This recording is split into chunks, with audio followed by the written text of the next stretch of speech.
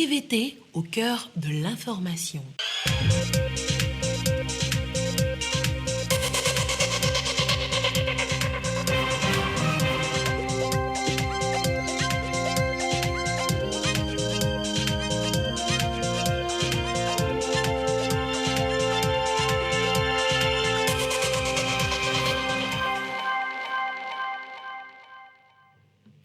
Heureuse de vous retrouver pour le journal sur la télévision togolaise. Madame, Monsieur, bonsoir et voici les titres de cette édition. Les 28 et 29 novembre prochains, Lomé accueille le sommet africain des finances et de l'industrie. Occasion pour les opérateurs économiques du continent de tabler sur la relance de l'économie africaine après la période de Covid. Quelles sont les attentes du secteur privé togolais? Vous les découvrirez dans ce journal. Et puis les journées climat sont officiellement ouverte depuis hier à Lomé. L'idée est de permettre aux directeurs d'écoles doctorales des universitaires donc de trouver les meilleures stratégies pour atténuer les effets des changements climatiques. À découvrir également dans ce journal.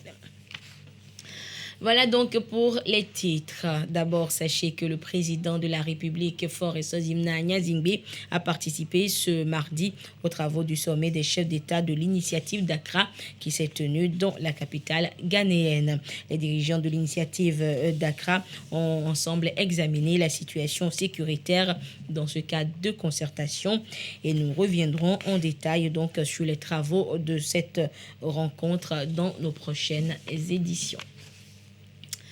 Malgré la crise sanitaire due au coronavirus, l'économie africaine a su faire preuve de résilience en 2021. Les 28 et 29 novembre prochains donc, plusieurs leaders du monde de la finance sont attendus à Lomé dans le cadre de l'African Financial Industry Summit, AFIS en abrégé. Pendant 2 jours, ils vont discuter des voies et moyens à mettre en place pour soutenir l'économie du continent. Qu'attend alors le secteur privé togolais de ce sommet? Les réponses dans ce avant-papier de Carmen Madji à Capo.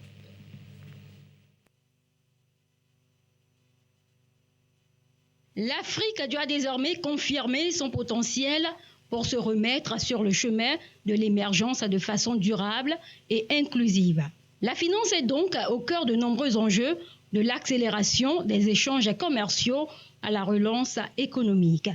Et justement, l'African Financial Industry Summit, AFIS, veut servir de tremplin pour accélérer l'émergence d'un marché panafricain des services financiers capables d'accompagner le secteur privé. Nous faisons la chasse au fond par rapport à nos industries, par rapport au secteur privé d'une façon générale au Togo. Alors, quand de telles opportunités se présentent, nous accourons pour voir quelles sont les disponibilités, quelles sont les possibilités que nous avions pour pouvoir prendre une grande part dans les propositions qui nous seront offertes. Aujourd'hui, il est clair que le financement demeure un problème épineux. Et c'est pour cela que nous essayons de discuter avec les banques pour voir quelles sont les différentes facilités qu'ils peuvent avoir. Il est incontestable que la croissance dépend aujourd'hui largement du dynamisme des PME. Toutefois, les PME présentent des spécificités qui sont à la source de réelles contraintes et conduisent à un déficit de financement. Pour le Conseil national du patronat togolais, l'African Financial Industry Summit, AFIS 2022, doit être une plateforme qui va impacter les économies du continent de manière positive. Les PME, PMI, les banques exigent des garanties qu'ils n'arrivent pas à trouver. Et quand tu ne présentes pas ces garanties, c'est le b.a.-ba du crédit, automatiquement, vous êtes éliminé. Et il faut chercher les moyens de pouvoir à ces garanties. Le gouvernement ne reste pas les bras croisés. Et nous avions organisé plusieurs missions avec les ministres de l'investissement et du secteur privé. Nous étions en Inde et au niveau de l'Inde, les différentes institutions financières qui étaient présentes, nous avions pu discuter et voir dans quelle mesure nous pouvons pénétrer dans leurs fonds. Et tout récemment, dans le cadre de l'entrée du Togo dans le Commonwealth, nous étions à Londres. Et à Londres également, il y a une panoplie d'institutions financières que nous avions reçues et qui très bientôt seront dans notre pays et avec qui nous aurons à discuter. C'est une très belle opportunité et plus que jamais, nous serons présents. L'African Financial Industry Summit, AFIS, est un événement qui réunit les leaders du secteur de l'industrie financière africaine. Les 28 et 29 novembre 2022, ces acteurs tiendront des sessions autour de la relance économique du continent à travers le développement d'une industrie financière compétitive, mais surtout durable et inclusive. Le projet Valorisation des résultats de la recherche et de l'innovation en Afrique de l'Ouest, VARIWA, entend offrir plus de visibilité au monde des chercheurs au Togo, contribuer à la création d'un environnement incitatif au transfert de technologies et de l'innovation durable. Telle est la mission assignée au projet dont la phase de sensibilisation s'est déroulée l'année dernière. Et après l'étude de la cartographie des acteurs de ce secteur, justement, l'heure de la vulgarisation a sonné, la vulgarisation des résultats. Et nous allons du côté de Daparan dans les savanes avec ce reportage de Gérard Lagoudou. Au Togo, des efforts sont faits ces dernières années en matière de recherche scientifique et de l'innovation. Mais force est de constater que les résultats issus de ces travaux manquent de visibilité. Et pour changer d'échelle, le ministère en charge de l'enseignement supérieur mise sur le projet VARIWA, Valorizing Research, Result and Innovation in West Africa. Valorisation des résultats de la recherche et de l'innovation en Afrique de l'Ouest. VARIWA a prévu la sélection et le financement des projets tiers, notamment le projet CAVRIS, qui est un centre d'accompagnement à la valorisation des résultats de la recherche et de l'innovation technologique. Nous avons également un second projet porté par l'Université de Kara, toujours dénommé FORVARITO, formation à la valorisation des résultats de la recherche et de l'innovation. Au niveau de l'ITRA à Lomé, nous avons UVI2A, qui est une unité de valorisation des innovations agroalimentaires. À l'Université de Lomé, il y a le 3PVRI, qui est un cadre de renforcement de partenariats publics et privés pour la valorisation des résultats de la recherche et de l'innovation. Et pour une mise en œuvre effective du projet VARIWA, des rencontres de sensibilisation des différents acteurs concernés se sont déroulées dans toutes les régions du Togo l'année dernière. Cette rencontre de Dapaon est consacrée à la diffusion des résultats de l'étude de la cartographie des acteurs, des résultats et des besoins en recherche et innovation et de la plateforme régionale numérique VARIWA. Des résultats issus de 6 mois de travaux conduits par le cabinet Eagle Africa, validé le 26 octobre dernier. Nous avons déjà une liste d'inventeurs, d'innovateurs, de chercheurs. Les innovateurs et les chercheurs et les inventeurs auront accès à cette plateforme en créant des comptes. Et donc, ils rentreront en contact avec d'autres mondes afin qu'ils puissent travailler non plus en vase clos, mais que chacun partage ses recherches, ses inventions, ses innovations avec d'autres et également aller apprendre chez l'autre, ce qui peut être profitable pour notre pays. Le projet VARIWA couvre également le Sénégal, le Burkina Faso et le Bénin, puis s'étend sur 4 ans avec un financement à hauteur de 3 milliards 242 millions 116 000 francs CFA destinés à ces 4 pays ciblés en Afrique de l'Ouest. L'Union des collectivités locales des agriculteurs et artisans du Togo, UCAT, a procédé hier au lancement du Forum national projet 2022-2026. C'est un forum qui promeut donc l'entrepreneuriat agricole pour la transformation socio-économique dans les zones rurales au Togo. Les précisions dans ce reportage de Marie-Reine Abeta et la voix de Marie-Ange Bida.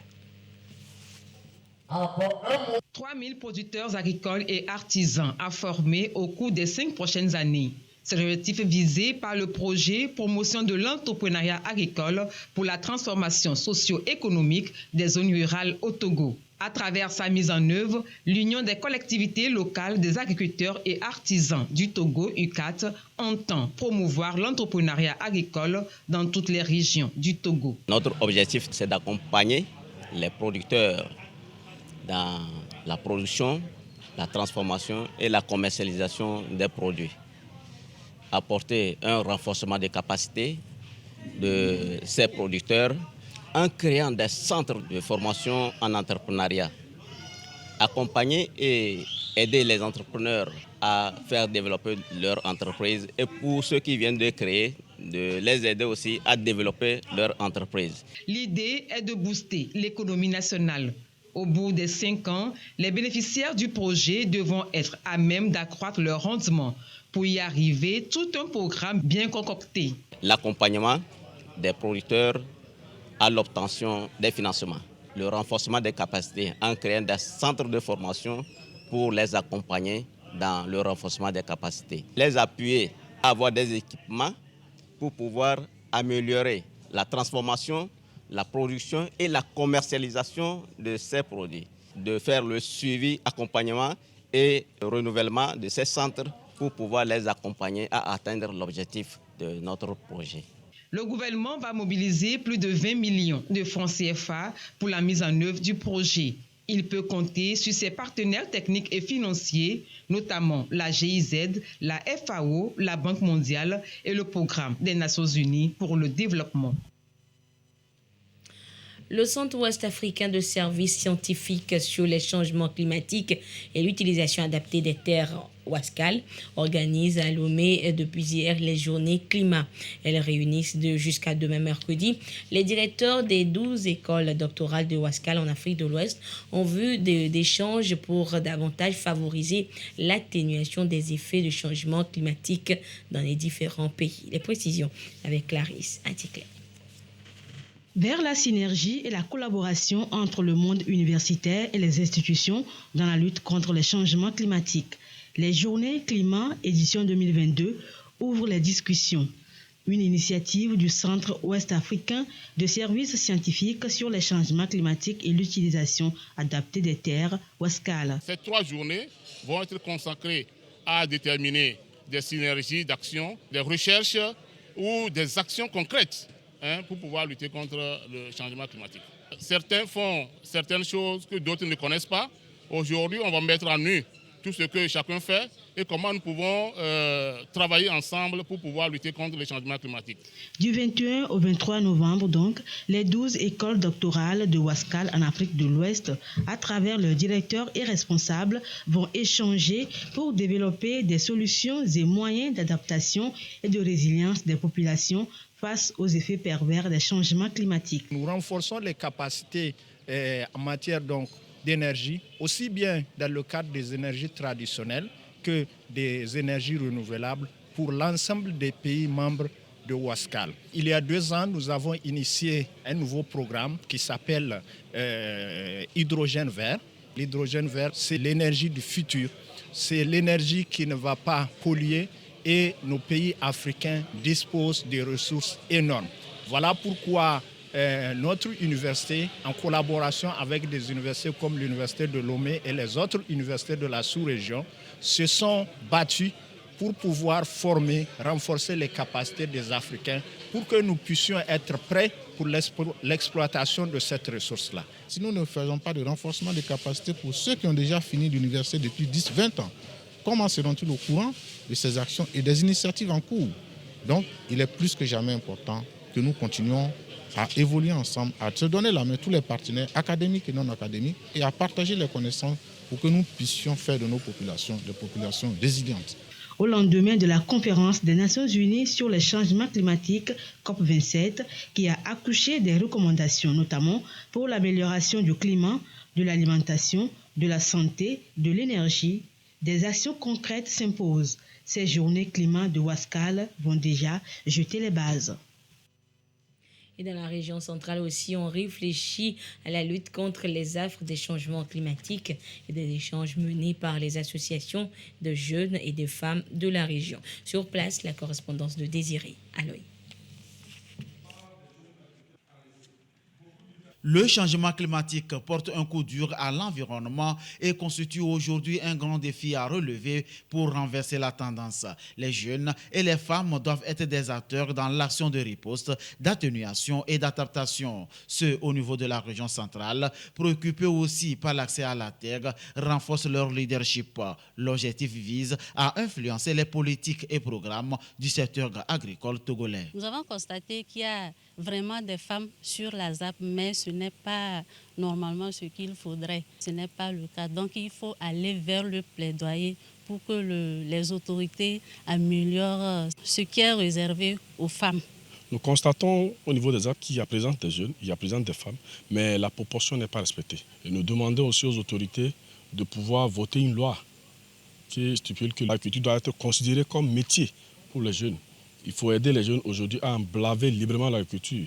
Les jeunes doivent se sentir à l'aise, doivent pouvoir vivre de leur métier en agriculture. L'action se résume à l'élaboration des stratégies favorables à la production agricole. Et cette rencontre, qui est l'étape de la région centrale, est une étape qui permet aux femmes et aux jeunes de discuter sur les possibilités d'accès aux facteurs de production et à leur contribution à la restauration des paysages. Nous avons accompagné au niveau de la FAO cette initiative pour permettre le déroulement de la feuille de route gouvernementale 2020-2025 qui promeut le développement des zones d'aménagement agricole planifiées avec la participation à hauteur de 40% des femmes et des jeunes. Ceci permet à ces jeunes et à ces femmes de développer l'agriculture comme un métier et développer l'économie nationale. RENAFAT, Réseau national des femmes agricultrices du Togo, au travers de la CETOP, porte le projet soutenu par la FAO. Un plaidoyer en somme qui constitue une recherche d'alternatives pour faire face à la flambée des prix des intrants agricoles et l'accès aux apports. Cette rencontre de Sokodé fait suite à celle des savanes, plateaux et maritimes connaîtront les mêmes assises. Les cadres du ministère de l'Enseignement technique et de l'Artisanat se forment depuis ce mardi à Lomé sur la gestion des partenariats stratégiques. Comment mobiliser les partenaires financiers et surtout comment gérer ce réseau de partenaires pour l'atteinte des objectifs assignés à ce département. Ces 5 jours de travaux vont permettre d'y arriver. Ramdan Bassina pour des précisions. Pour une éducation accessible au plus grand nombre et en phase avec le marché du travail, la mobilisation des ressources financières est l'une des clés. Une définition claire de la stratégie de mobilisation des ressources est nécessaire. Les cadres du ministère de l'Enseignement technique et de l'Artisanat se forment à ce sujet. Les bailleurs de fonds sont nombreux, mais il faut savoir harmoniser les stratégies de façon à concrétiser le partage et les donations. C'est dans ce contexte que nous sommes là pour former les cadres de premier rang afin qu'ils puissent signer des partenariats stratégiques avec les PTF, les partenaires techniques et financiers, de façon à trouver les fonds nécessaires. La formation s'inscrit dans le contexte de l'élaboration de la stratégie nationale de ce ministère. Ce département entend aussi se doter d'un document cadre de mobilisation des partenaires. Il était important que dans un premier temps, les acteurs de mise en œuvre soient eux-mêmes outillés à cette thématique donc, de partenariat stratégique et de mobilisation des ressources. Il s'agit bien, et au premier rang, les directeurs, chefs services centraux du ministère délégué chargé de l'enseignement technique et de l'artisanat, mais d'autres acteurs qui aussi font de la formation professionnelle au Togo.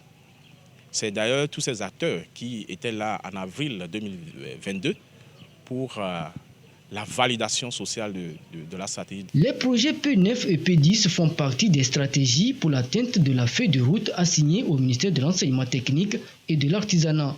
La bonne gestion des flux financiers sera aussi d'un réel atout. En vue de lui permettre de jouer pleinement ce rôle, le gouvernement togolais a traduit la vision du chef de l'État dans la feuille de route Togo 2025, l'ambition d'offrir une formation professionnelle accessible à tous et en phase avec le marché du travail.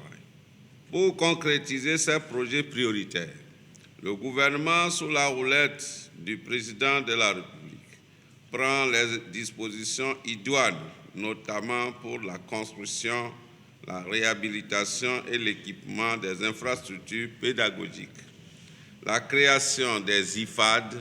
Je fonde l'espoir qu'à l'issue du présent atelier, vous serez à même de répondre aux attentes des plus hautes autorités sur les priorités accordées au sous-secteur de l'ETP. Les attentes à l'issue de cette formation sont grandes. La modernisation de ce sous-secteur fait partie d'un grand ensemble de priorités pour le développement socio-économique du Togo.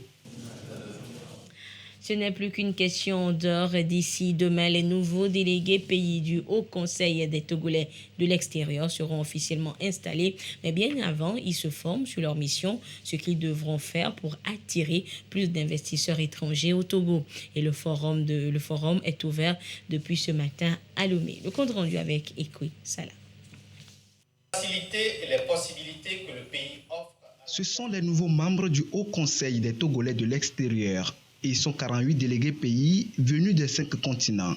Leur mission, représenter dignement les Togolais à l'étranger, défendre leurs intérêts, mais aussi mobiliser la diaspora pour le développement du pays. Les délégués pays représentent la diaspora togolaise. Et leur principale mission est de rassembler les Togolais et Togolaises, sans distinction aucune, pour participer aux efforts de développement entrepris par les plus hautes autorités du Togo. L'apport de la diaspora ou des membres du Haut Conseil des Togolais de l'extérieur, c'est de travailler en synergie avec toutes les composantes, tous les Togolais, toutes les Togolaises de la diaspora pour drainer vers le pays les potentiels investisseurs capables d'accompagner le gouvernement togolais dans le sens du développement et de l'émergence de notre pays. Cette mission, les nouveaux délégués pays devront la mener avec tact, doigté et efficacité. Ce forum est organisé en vue de leur donner les outils et connaissances nécessaires pour y parvenir. C'est d'abord pour qu'ils se rendent compte de la responsabilité qu'on leur confie. Parce qu'ils ont une mission qui relève de l'État, qu'on leur délègue pour représenter la diaspora et animer, mobiliser la diaspora au service du développement. Donc c'est très important qu'ils puissent s'imprégner vraiment de l'esprit qu'il y a derrière le Haut Conseil des Togolais de l'extérieur. Et ils doivent aussi partir de Lomé avec un certain nombre de compétences, un certain nombre d'expertises pour avoir la capacité à réellement animer la diaspora et faire en sorte que les enjeux importants du pays actuellement soient partagés au sein de la diaspora et que les gens qui sont porteurs de projets puissent être sûrs qu'ils peuvent venir réaliser leurs projets. Il y a une partie qui est, je dirais, institutionnelle, donc c'est vraiment avec des compétences sur leur rôle, leur statut, mais il y a une partie aussi qui est consacrée au projet du Togo, notamment le plan Togo 2020-2025 qui est en cours actuellement. On va leur présenter ce projet pour qu'ils puissent savoir les investissements autour desquels ils peuvent mobiliser la diaspora et les investisseurs. Les 48 délégués pays sont le fruit des scrutins du 23 septembre au 3 octobre dernier. À l'issue de ce forum, ils seront officiellement installés pour un mandat de 3 ans. Ce communiqué du ministre de la Sécurité et de la Protection civile à présent, ce mardi 22 octobre 2022, aux environs de 5 heures du matin, un accident mortel de la circulation routière est survenu à Lomé, quartier à motiver au carrefour formé par le boulevard du 13 janvier et la rue de France. Cet accident a impliqué un engin blindé Bastion de la police nationale circulant sur le boulevard du 13 janvier dans le sens ouest-est et une camionnette immatriculée TG 0450 BJ transportant 79 bidons d'huile rouge et qui circulait sur l'avenue de France dans le sens nord-sud venant de Thiévier en direction du marché d'Adaulato. En effet, il est ressorti des premières constatations sur les lieux qu'au cours de leur trajet et à hauteur du carrefour mentionné plus haut, au lieu dit NCA Bank, alors que le bastion de la police en mission de ronde circulait au feu vert, il a été violemment percuté à l'arrière gauche par la dite camionnette roulant à vive allure et qui venait de brûler le feu rouge. Cet accident a malheureusement occasionné un mort et 4 blessés, ainsi que d'importants dégâts matériels. Le corps du défunt est déposé à la morgue et les blessés sont évacués au CHU Sylvanus Olympio par les sapeurs-pompiers pour les soins. Le ministre de la Sécurité et de la Protection civile invite tous les usagers de la route au respect scrupuleux des prescriptions du Code de la route, entre autres le respect des feux tricolores et des priorités de passage, la prudence au volant et la limitation de vitesse, l'interdiction du transport mixte de passagers et de marchandises, etc., surtout en ces périodes de fête, à cette période de fin d'année. Un communiqué signé donc par le général de brigade Damram Yark, ministre de la Sécurité. L'actualité hors de nos frontières est marquée par ce nouvel épisode dans la tension diplomatique entre Paris et Bamako. Hier, la junte malienne a annoncé l'interdiction des activités des ONG financées par la France. Malienne a annoncé lundi l'interdiction des activités de toutes les organisations non gouvernementales financées ou soutenues par la France, y compris celles opérant dans le domaine humanitaire.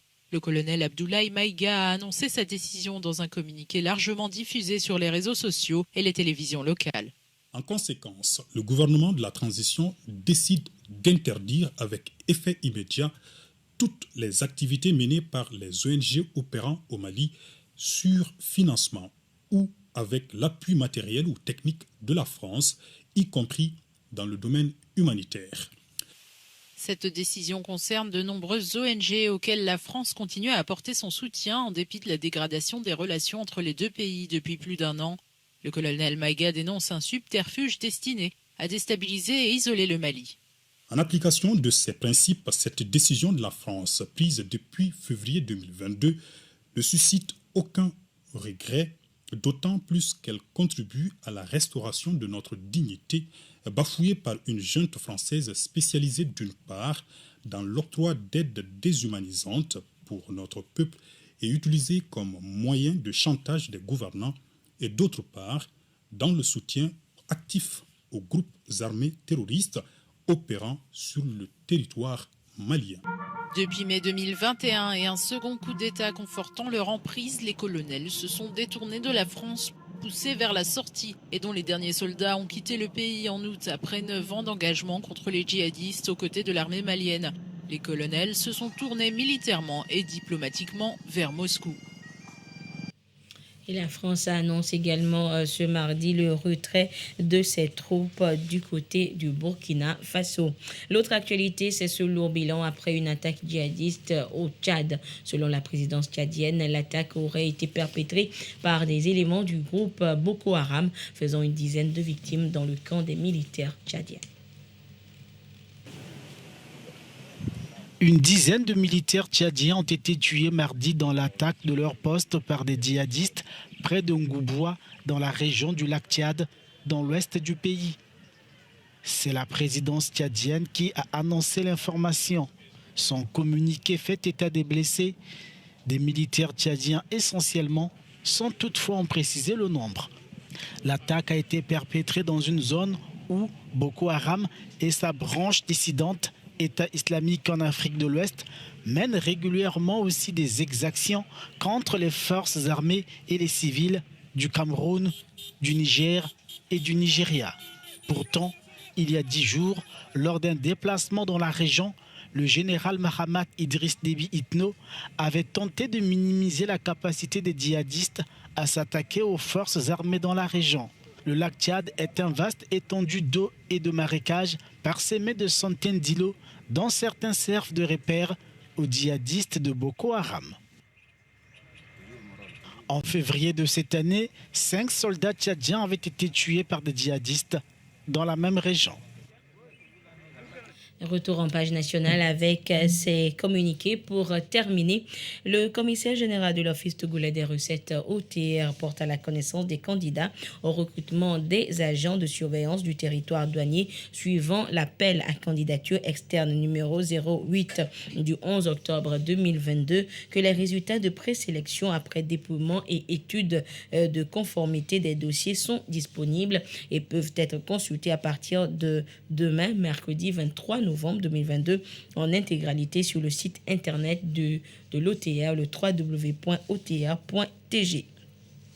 Les 10 résultats sont également disponibles dans les divisions régionales des impôts à Tchévié, Kpalimé, Atakwame, Sokodé, Kara et Dapaon uniquement pour les candidats qui y ont respectivement fait le dépôt. Les candidats retenus sont donc convoqués à un test écrit de sélection qui aura lieu le 26 novembre 2022 à partir de 7h à Lomé et à Kara, suivant la répartition ci-après. Les candidats ayant déposé leur dossier au siège de l'OTR à Lomé et dans les divisions des impôts à Tchévié, Kpalimé et à Atakwame composeront donc dans les centres de Lomé. On retrouvera dans les centres de Kara les candidats ayant déposé leur dossier dans les divisions des impôts à Sokodé, Kara et Dapaon. Les réclamations sont reçues dans les lieux de dépôt de candidature au plus tard le jeudi 24 novembre 2022 à 17h30.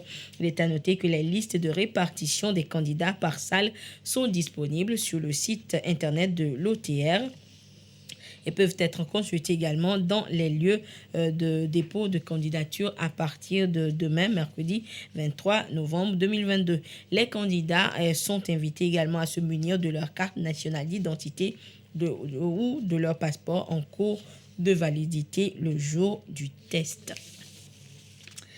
Autre communiqué, dans le cadre des activités de promotion de la littérature togolaise, le ministère de la Culture et du Tourisme, à travers la direction des bibliothèques et de la promotion littéraire, met en œuvre une action de promotion de la littérature togolaise dénommée le livre du mois. Et aussi invite-t-il le public à se procurer un livre au titre de ce mois de novembre 2022, l'ouvrage intitulé « Le chien qui parle » de l'écrivain Charles Ollens. Ce livre évoque des thèmes tels que l'amour, la jalousie, la violence, etc. Et pour tout renseignement supplémentaire, veuillez contacter le numéro de téléphone le plus 228 22 22 86 83 ou les plus 228 90 85 50 70. Un communiqué donc du ministre en charge de la culture, Dr Kossi Lamadokou. Et c'est sur ce communiqué, donc, sur le livre du mois que se referme cette édition. Merci de votre fidélité à la télévision togolaise. Excellente suite de nos programmes. Au revoir.